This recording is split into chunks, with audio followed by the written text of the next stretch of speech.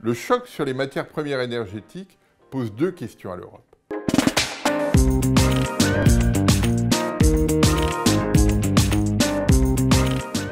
La première, c'est son autonomie économique et énergétique. Ça, c'est une vraie question parce qu'on voit bien, et notamment c'est le cas de l'Allemagne, on a une très grande dépendance sur le pétrole, sur le gaz, au Moyen-Orient ou à la Russie. Et on voit bien que les tensions aujourd'hui, à l'échelle mondiale, renforcent notre besoin d'autonomie. Et donc il faut trouver un moyen d'être plus autonome sur un certain nombre de questions, et l'énergie en est une.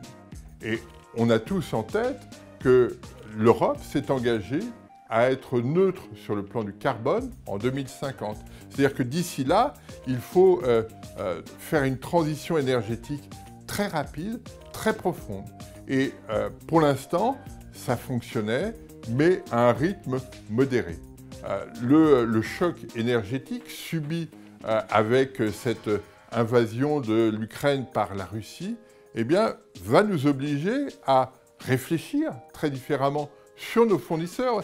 Ursula von der Leyen a dit « dans 5 ans, il faut qu'on soit sorti de la dépendance du gaz russe ». Mais ça veut dire qu'on doit construire aussi à côté des capacités à produire de l'énergie. On aura toujours besoin d'énergie, à nous de la construire et finalement d'inscrire cette construction dans ce qui permettra d'être neutre carbone en 2050.